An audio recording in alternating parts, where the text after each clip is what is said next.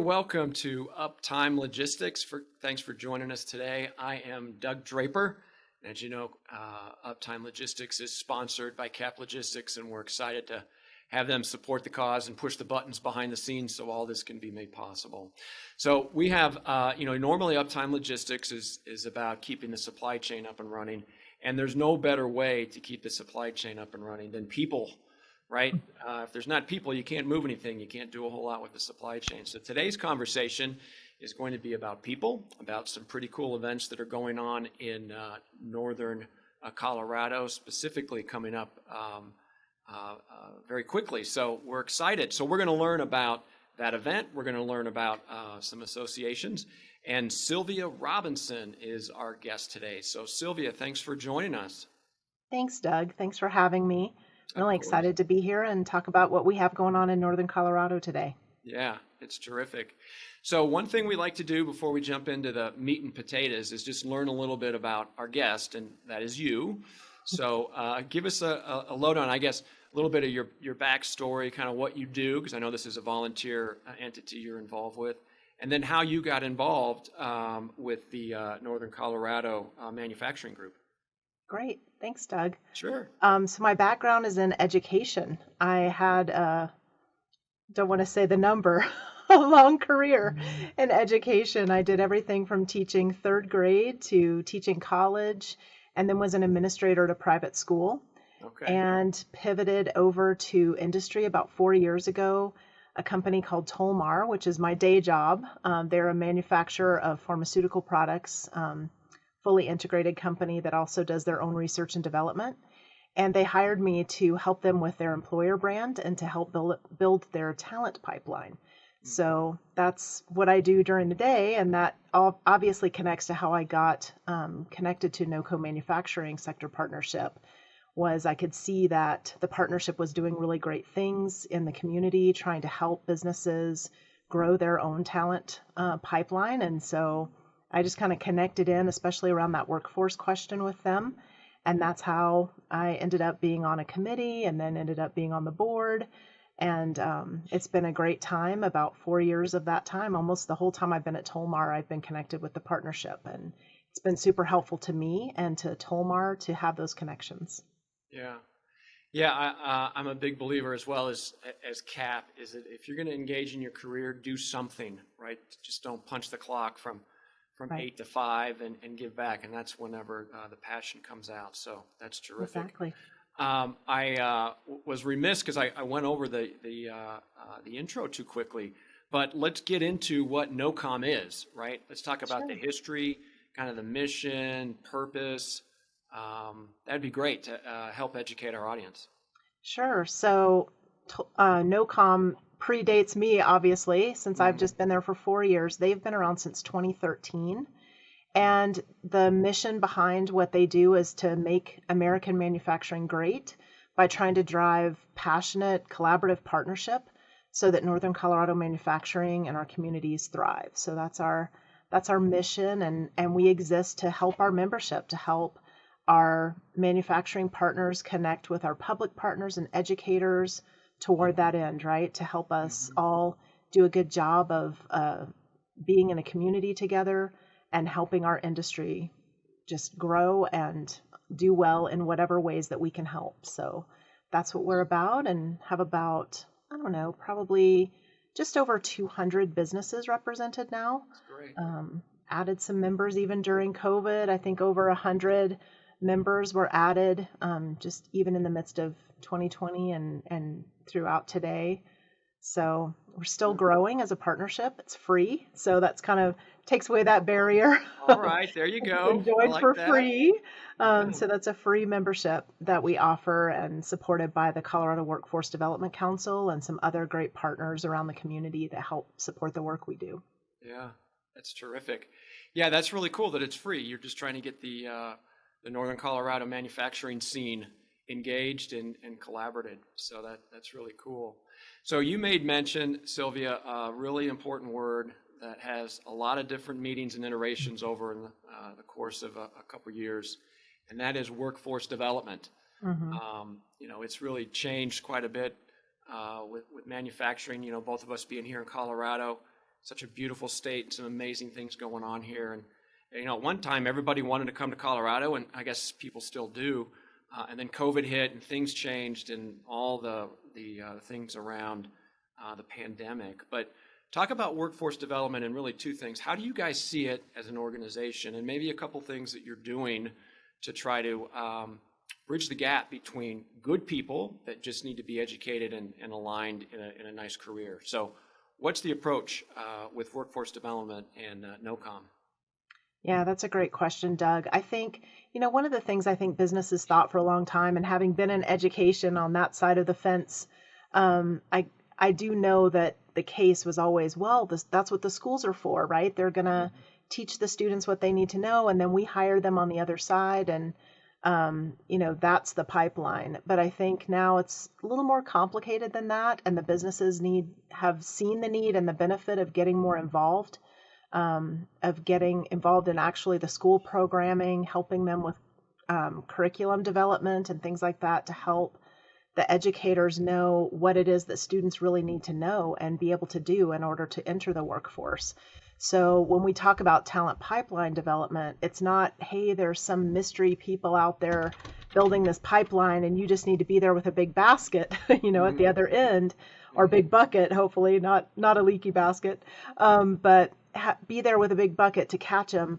You actually need to be a part of building the pipeline. So trying to equip businesses and helping them know how to get involved in things like work-based learning and things like that is a really big part of what the partnership does, is kind of coming alongside those businesses, helping them be aware of what the opportunities are, even creating those opportunities. And so we mostly start, at least with the partnership, a lot of our efforts are around helping young people know about the opportunities in manufacturing, but we really want to reach anybody because there are adults out there, especially like you mentioned, COVID, where people kind of were made aware that they might want to pivot their career. They might have noticed that in manufacturing, those were considered essential jobs, whereas they might have been laid off from the job that they had in the middle of all of that. So just seeing the stability of manufacturing and the need and the growth in that industry, I think has really helped people, helped us shine a spotlight on our own industry, help people see that as a great opportunity that it is. And the partnership is there to kind of bridge that gap of helping businesses connect with education and also just people out there looking, so that we're just shining a spotlight on that and trying to help businesses find and build their own talent pipeline. Yeah, that's good. It's interesting because it is a paradigm shift. You made mention of, hey, educate them in the classroom and then drop them off at my front door and they'll be well educated and ready to work. And that's not the reality of it nowadays. So that's got to be a paradigm shift. Have companies embraced that, or are they still kind of like, hey, here's this younger, newer generation. I don't know if it needs to be on the floor, learning hand in hand.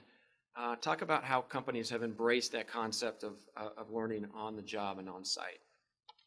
Yeah, I think a lot of companies are embracing it. I think the rest of them want to, but they need just a little bit of help overcoming some maybe myths about students and what students are like, or younger, the younger workforce. And so I think, I was at an event today where we had a group of mentors there with high school students in a program called P-Tech, and those mentors were just having a great time interacting with those students, learning what their interests are, what they're like. And the whole point of that is to now bring those students in for paid internships next summer, the whole group of them that are about to be seniors. So they're just, businesses need those opportunities to get their people involved and get them to be able to see that those students make a great workforce now and in the future. They can actually help, build the skills that those students are learning on the fly. So I think that's the opportunity, is we set the example, we make the opportunities, and then we give those businesses some kind of guided help, some scaffolding to help them get over that gap between we've never done that before to, hey, this is really great. Yeah. That's good. good way to lay everything out. So let's talk about some success stories, right? Because I get it. Even my company here in Denver, I can sense there would be reluctance to do this because it's never been done before, and we're bringing young kids that may not know what's going on, which is fine. That's the whole point, right? So I'm sure there's a success story. You don't have to name names of any companies. I'm not worried Sure. about that. But maybe walk through a company that was, here's my perspective of what this is, but the reality after I engaged is the benefit of what we received. So Right. I guess that's the long answer to give us some success stories. Yeah. Yeah. I mean, I Or- can yeah. I can vouch for that at Tolmar in that we've engaged in some youth apprenticeships, and we've actually hired some of those students already. So we started that program a couple years ago. Those students started as apprenticeships at our company and now have been hired into full-time positions, and even got skipped over a couple of entry-level positions into operator positions. And that was a part of those work-based learning connections that I made through NOCO manufacturing partnership on behalf of my own company. Another success story is we had some students that had just been on some of our tours. One of the things that we do is take students on buses to industry partners and give them a tour of that company, let them talk to some of the employees, give them some pizza, just try to introduce them to our industry. And so we had some students that had been on some of those tours. They got interested. They went and did some job shadowing at one of the businesses they had toured. Then they ended up doing a summer internship, which we also support. We do a whole summer internship program through NOCO Manufacturing Sector Partnership, and then we connect those students up, and then those students have actually gotten hired full time at those companies. So they've kind of gone through the full spectrum of all of the programs that we offer and ended up being hired by that very company. I'm thinking of a couple of young people that did that pretty recently within the last year or so. Nice. So, that just shows that it's a real pipeline, both for those companies that are receiving those students, as well as just the idea that those students are finding opportunities, pursuing it, going after it, and then landing a job on the other side. Yeah. So I don't want to put you on the spot because we kind of talked about this one a few minutes ago, but we talked about success stories with the company. What about success stories with the individuals, right? Have they reached back out to you and said, hey, I didn't even realize this was a career, or I'm so glad that I participated because of what, of things. Talk about the individual and some of that. Yeah. I mean, those students that I was kind of talking about generally just now, those were students who were not going to be college-bound students, probably would not have necessarily gotten into kind of a career job out of high school, would have probably done something more, service industry type thing, trying to figure it out. But these companies gave them a chance, and I think, these individuals, to talk to those young people, they're now excited about the fact that they have a career. And these companies are also offering to help them pay for additional training so that they can get certifications or even a college degree that's paid for by the company. And these are opportunities that these students and their parents, I've actually met some of their parents, are saying, my child, tears in their eyes, my child would never have had this if they had not been given this opportunity. So it's pretty touching, like when you get to, look in the eyes of those parents who are going, I don't know how my child would have had this opportunity without these things that were set up for them. So it's pretty amazing thing. Yeah, for sure. So if I'm a company in northern Colorado and I do some manufacturing and I'm listening to this story and I'm touched by everything, hey, I want to get involved. My hand's raised. I want to learn more. There's an event coming up that we'll talk about here in a second, but just in general, how would a company get engaged? I want to learn more. What do they do? Well, the easiest thing is to get on our website on NOCOMFG.com and go to the join button and click there and sign up for free membership. And then as you're signing up, you check boxes on the kinds of things you're interested in. And then we would invite you to some of our different subcommittees. One of those is our workforce subcommittees that we call NOCO Rocks, or Manufacturing Rocks. And then we have a networks committee. So those committees do different things. But if you're a company that's looking specifically for that talent pipeline development, which most of us are these days, that NOCO Rocks is a great place to start, and it's free. Sign up, come to some committee meetings, start to get involved in what we're doing. But the other thing is to let us help you get connected to some work-based learning opportunities. So that's there's another website called NOCO Inspire, and I can share the link with you later if you want to post it up for your listeners. But that's a website that we helped, influence to build. A group of educators, along with some public partners, built a website called NOCO Inspire. And the whole idea of that website is for businesses to go there to figure out how to engage in work-based learning at the whole spectrum. So whether it's just something as simple as a job shadow or sending a subject matter expert to a classroom to talk about the kinds of careers at their business, or everything from an internship to apprenticeships. That website will help you find the right connection for you. And then we even have some navigators in Larimer and Weld County that will help a business who, I don't even know where to start.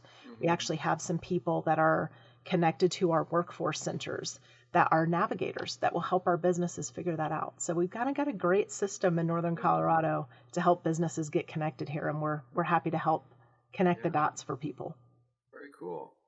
Yeah, and timing is everything, and folks that are listening to this, the website's kind of passive, you're floating around, but there is an engagement, an awesome opportunity coming up just around the corner where you can learn and engage face-to-face. So tell us about what's coming up with the event.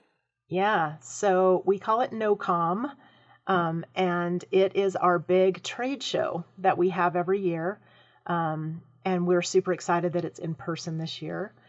And it started as kind of an answer to how do we help our membership with supply chain and connecting locally with supply chain. And it's kind of blossomed and grown into a lot of different things. So this year in particular, it's going to be a huge, hey, we haven't seen each other in a long time, big in-person connection for everybody. So we're super excited about that. It is this coming week on Thursday, September 23rd. It's from 9 a.m. to 3:30 p.m. at the ranch in Loveland, at the big Budweiser event center in Loveland. And that event will be a trade show. So there's a whole, I think we have over 70 exhibitors signed up to do that. And as a part of that, we also have a student experience. So we'll be busing in from about 6 different school districts around Northern Colorado, about 90 students, to hear from some younger people that have found a career in manufacturing, to talk to them about how they did that, what interested them, what they like about it. And then those students will actually get to walk the trade show floor and meet manufacturers and talk to them about work-based learning opportunities and just learn about manufacturing and have a professional experience in manufacturing. And then we also, in the afternoon, we have our veterans coming at 1:30, and then the full job fair aspect of our show starts at 2 o'clock for the general public to come. It's free for students and job seekers to come. And that's just a great opportunity. We'll have the businesses that are hiring will have a red balloon on their booth. So it'll help those job seekers find them and talk to them about jobs. And all of our businesses that have that red balloon have promised to have HR or hiring managers on site for the job fair so that we can do even in-person interviews and all kinds of things. So it's kind of blown up into this big thing. And I should also add, we have a speakers hall as well. So we have kind of an education side of the show where we are bringing in speakers to talk about different subjects throughout the day. And that'll be, I believe they're doing that virtually as well. So you'd be able to tune in, or we'll have them recorded.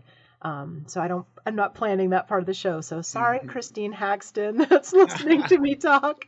But we do have a very robust speakers hall program as well. That's terrific. I actually attended the event. It was probably 3 or 4 years ago. And what you just described is like what I saw on steroids. The organization and the red balloons and the interviewing and everything. It sounds like it's come a long way. And how awesome is that it's in person? Yeah, That we're it, excited for that. yeah, you and I are here Yeah, on Zoom, and that's good for lots of things. But you right. know what? That human connection is so powerful. Absolutely. So that's terrific. Yeah, Super. Well, yeah. hey, any parting shots or anything else you'd want to leave us with? Maybe you could just recap the website Yeah. and kind of end with that. Right. So find us at nocomfg.com, and then it's /NOCOM if you want more information on the show. Again, that's Thursday, September 23rd at the ranch in Loveland, and we hope to see you there. We hope job seekers will come and talk to us. We're even having a Cheers and Chips event after the job fair, so that the job seekers can even hang out in a more casual setting with all of our industry people to just, have a beer together, have some Yeah. chips and salsa and stuff like that, and talk. I think it's really good for job seekers to see the kind of culture that our manufacturing industry has in this area and how much we all value our relationships and partnerships with each other. So we hope you'll join us on the 23rd. And if not, if you can't make it to that event, definitely join on the website. It's free. And we're always looking for new members and people to get involved in helping us make NOCO even greater. Yeah. Sylvia, well done. Yeah, Well said. You did a great thank job. you. And I tell you what, it's impressive what the organization has done, the support that you're giving, and the workforce development that you guys are taking very seriously and really fine tune that. So congratulations on such a phenomenal development of your organization. So, Thanks, Doug. oh, of course. And I'd like to thank all of our listeners and watchers at Uptime Logistics. As you know, the program is put together by Cap Logistics, so please visit them at caplogistics.com. There's some YouTube and web pages to check out. We're going to be putting some of Sylvia's links right below, so check those out. And we look forward to seeing you again on the next edition of Uptime Logistics. Take care, everybody. Thanks, Sylvia. Thank you.